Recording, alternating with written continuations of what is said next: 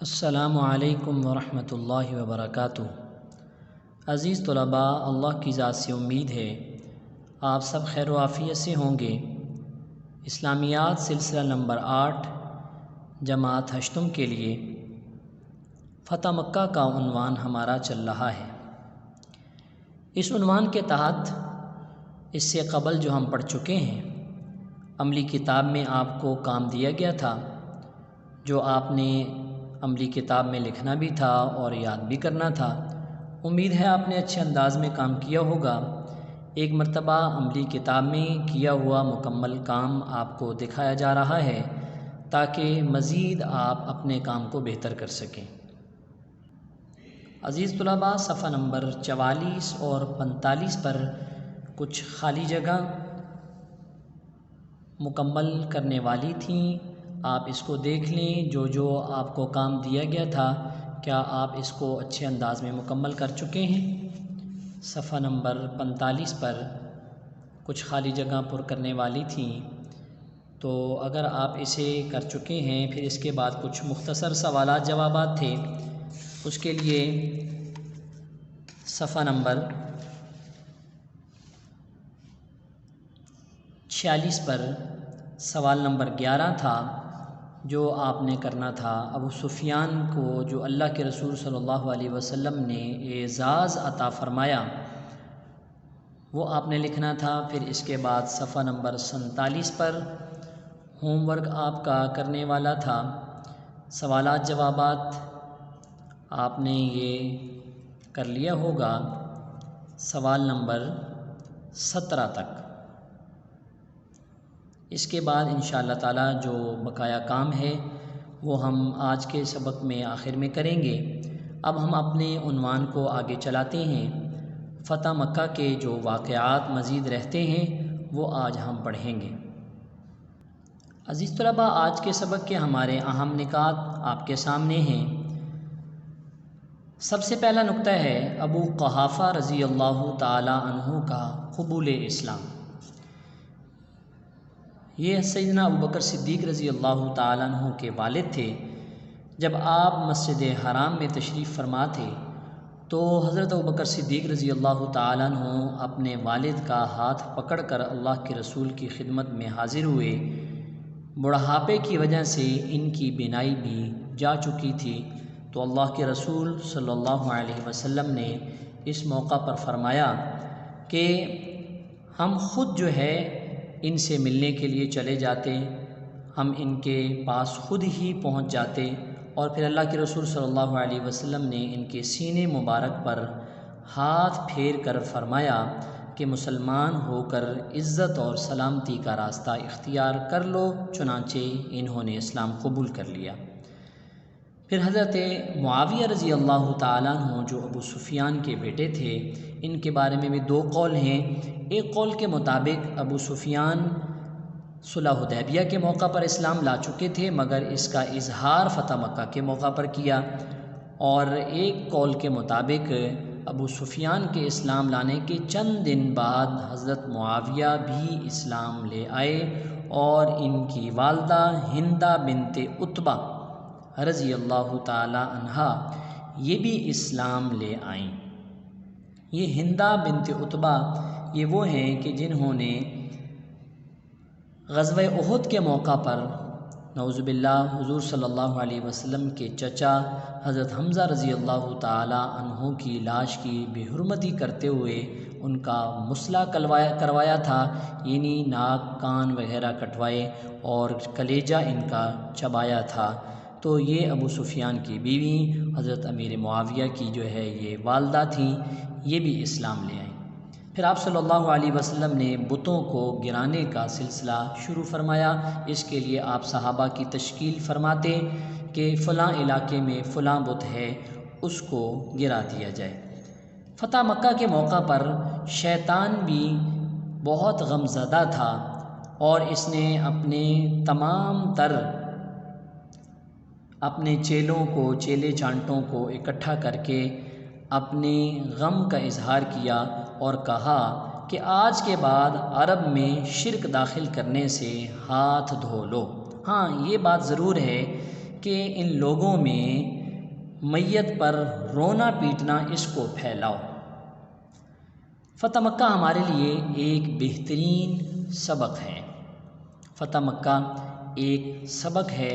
سبق کیا ہے؟ اس میں 3 پوائنٹ یہ آپ کے سامنے ہیں۔ ایک تو فتح مکہ سے ہمیں یہ سبق ملتا ہے کہ حق اور باطل کے درمیان مکمل فرق واضح ہو گیا فتح مکہ کے بعد کہ حق کیا ہے، باطل کیا ہے۔ دوسری بات یہ ہے کہ اللہ کے رسول صلی اللہ علیہ وسلم کی اس عظیم فتح کے بعد آپ صلی اللہ علیہ وسلم نے غرور اور تکبر سے بچنے کا بھی درس دیا اور تواضع، عاجزی اور انکساری کو اختیار کرنے کا بھی درس دیا۔ اور آپ صلی اللہ علیہ وسلم نے جو دشمنوں کے ساتھ ہمدردانہ سلوک کیا، اس کے اثرات یہ ہوئے کہ بہت سارے جو اسلام کے دشمن تھے وہ اسلام میں داخل ہو گئے اور اللہ کے رسول صلی اللہ علیہ وسلم کے چاہنے والے اور آپ سے محبت کرنے والے بن گئے۔ اب ہم اس سبق کی بلند خوانی کرتے ہیں اور پھر عملی کتاب کا کام ہم سمجھیں گے۔ حضرت ابوبکر صدیق رضی اللہ تعالیٰ عنہ کے والد ابو قحافہ کا قبول اسلام اور حضور صلی اللہ علیہ وسلم کی تواضع۔ جب حضور اکرم صلی اللہ علیہ وسلم حرم میں تشریف فرما تھے تو ابوبکر صدیق رضی اللہ تعالیٰ عنہ اپنے باپ کا ہاتھ پکڑے ہوئے لائے۔ ان کی بینائی چلی گئی تھی۔ آپ صلی اللہ علیہ وسلم نے جب ان کو دیکھا تو فرمایا کہ اگر ان بزرگ کو گھر پر ہی چھوڑ دیتے تو ابوبکر کے احترام میں ہم خود ان کے پاس جاتے۔ بعد ازاں آپ صلی اللہ علیہ وسلم نے ابو قحافہ کے سینے پر دست مبارک پھیرا اور فرمایا مسلمان ہو کر عزت و سلامتی کا راستہ اختیار کرو۔ چنانچہ وہ اسی وقت مسلمان ہو گئے اور حضرت صلی اللہ علیہ وسلم نے حضرت ابوبکر صدیق رضی اللہ تعالیٰ عنہ کو ان کے والد کے اسلام لانے پر مبارکباد دی۔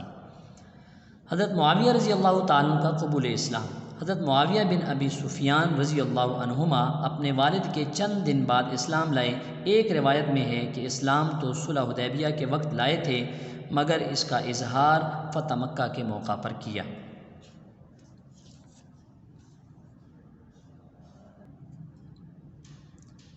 ہندہ بنت عتبہ رضی اللہ عنہا کا قبول اسلام۔ ہندہ بنت عتبہ جو ابو سفیان کی بیوی اور حضرت معاویہ رضی اللہ تعالیٰ عنہ کی والدہ ہیں، فتح مکہ کے موقع پر مسلمان ہوئیں اور حضرت صلی اللہ علیہ وسلم نے ان کے اسلام قبول کرنے پر خوشی کا اظہار فرمایا۔ حضرت صلی اللہ علیہ وسلم بت خانوں کے انہدام کے لیے سرایا کی روانگی۔ حضرت صلی اللہ علیہ وسلم فتح مکہ کے بعد تقریباً 15 روز مکہ میں مقیم رہے۔ جو بت خانہ کعبہ میں تھے ان کو منہدم کرایا اور یہ اعلان فرما دیا کہ جو شخص اللہ اور یوم آخرت پر ایمان رکھتا ہے وہ اپنے گھر میں کوئی بت نہ چھوڑے۔ جب مکہ مکرمہ بتوں سے پاک ہو گیا تو مکہ کے اطراف میں بتوں کو منہدم کرنے کے لیے چھوٹی چھوٹی جماعتیں روانہ فرمائیں۔ 25 رمضان 8 ہجری کو خالد بن ولید رضی اللہ تعالیٰ عنہ کو 30 سواروں کی جمعیت کے ساتھ عزا نامی بت کو منہدم کرنے کے لیے مقام نخلا کی طرف روانہ فرمایا۔ منہدم کا معنی گرانا۔ حضرت عمر بن عاص رضی اللہ تعالیٰ عنہ کو سوا کے منہدم کرنے کے لیے بھیجا۔ یہ بھی بت کا نام ہے۔ یہ مکہ سے 3 میل کے فاصلے پر تھا۔ 26 رمضان مبارک کو سعد بن زید اشہلی رضی اللہ تعالیٰ عنہ کو منات کے منہدم کرنے کے لیے مقام مشلل کی طرف روانہ کیا اور 20 سوار آپ کے ہمراہ کیے۔ غرض یہ کہ مکہ مکرمہ اور اس کے اطراف شرک کی نجاست و نحوست سے پاک ہو گئے۔ اس طرح فتح مکہ کی تکمیل ہو گئی۔ فتح مکہ اور شیطان کا رونا۔ جب فتح مکہ کی تکمیل ہوئی تو شیطان چیخیں مار مار کر رویا۔ جب اس کی ذریت یعنی اولاد اس کے ارد گرد جمع ہوئی تو ابلیس نے کہا آج کے بعد عرب میں شرک داخل کرنے سے ہاتھ دھو لو۔ ہاں ان لوگوں میں نوحہ یعنی میت پر رونا پیٹنا پھیلاؤ۔ فتح مکہ ایک سبق۔ فتح مکہ ایک عظیم فتح تھی جس نے حق اور باطل کے درمیان مکمل فرق واضح کر دیا، مگر اس موقع پر بھی حضرت صلی اللہ علیہ وسلم نے غرور اور تکبر کو اختیار نہیں فرمایا بلکہ تواضع کو ہی اختیار فرما کر یہ بات واضح فرما دی کہ تکبر اللہ رب العزت ہی کے لیے ہے اور کسی کے لیے بھی تکبر و فخر کرنا جائز نہیں۔ دوسری بات یہ کہ اپنے دشمنوں کے ساتھ آپ صلی اللہ علیہ وسلم نے جو سلوک فرمایا وہ ایک ایسی روشن مثال ہے جس کی نظیر نہیں ملتی، اور یہ اسی کا اثر تھا کہ جو لوگ آپ صلی اللہ علیہ وسلم کے جانی دشمن تھے اسلام لے آئے اور آپ صلی اللہ علیہ وسلم ان کے لیے انتہائی محبوب ہو گئے۔ عملی کتاب دیکھیں۔ عزیز طلباء، جو خالی جگہ رہتی ہیں یہ تقریباً کوئی 3-4 رہتی ہیں، یہ آپ نے ایک تو مکمل کر لینی ہے۔ جیسے مثال کے طور پر حضور صلی اللہ علیہ وسلم فتح مکہ کے بعد 10 دن مکہ میں مقیم رہے، تو یہاں آپ یہ سب کچھ پڑھ چکے ہیں، اس کو آپ نے مکمل کرنے ہیں۔ اور اس کے بعد جو آج کے سوالات جوابات ہیں وہ بھی آپ نے کرنے ہیں، میں آپ کو بتا رہا ہوں۔ یہ سوال نمبر 18 ہے، حضرت معاویہ رضی اللہ تعالیٰ کی والدہ کا نام کیا ہے اور یہ کب مسلمان ہوئی، یہ بھی آپ پڑھ چکے ہیں۔ اس کے بعد سوال نمبر 19 ہے، فتح مکہ کے بعد حضور صلی اللہ علیہ وسلم نے خالد بن ولید رضی اللہ عنہ کہاں بھیجا اور کس لیے بھیجا؟ مقام کا نام اور جس بت کو گرانے کے لیے بھیجا گیا اس کا نام۔ فتح مکہ کی تکمیل پر شیطان نے اپنی ذریت سے کیا کہا؟ شیطان نے جو اس موقع پر کہا وہ لکھنے ہیں کہ آج سے عرب میں شرک کو داخل کرنے سے ہاتھ دھو لو، ہاں ان کے اوپر رونا پیٹنا جو ہے وہ پھیلاؤ۔ اور اسی طرح آگے آپ سوال نمبر 3 کے اندر یہ اوپر اشارات لکھے ہوئے ہیں، ان کی مدد سے آپ نے یہاں شخصیت کا نام لکھنے ہیں۔ جیسے مثال کے طور پر حضرت حمزہ رضی اللہ تعالیٰ عنہ کی لاش کی بے حرمتی فتح مکہ کے موقع پر قبول اسلام، تو یہاں نام آئے گا ہندہ بنت عتبہ کا۔ اسی طرح آپ آگے بھی یہاں شخصیت لکھیں گے اور یہاں آپ نے یہ آیت بوجھ کر سنائیے، سپارہ اور صورت بھی بتائیے، یہ آیات بھی آپ پڑھ چکے ہیں۔ جیسے حضرت حاطب کا خفیہ خط، عورت سے خط کا پکڑا جانا، سورہ ممتحنہ کی آیت ہے یا ایھا الذین آمنوا لا تتخذوا عدوی وعدوکم اولیاء۔ اسی طرح یہاں بھی آپ نے آیت لکھنی ہے اور آپ نے یہاں بھی آیت خود ہی دیکھ کر لکھنی ہے۔ عزیز طلباء، یہ آپ نے اچھے انداز میں کام کرنے ہیں اور اگلے سبق تک اجازت چاہتا ہوں۔ السلام علیکم ورحمۃ اللہ وبرکاتہ۔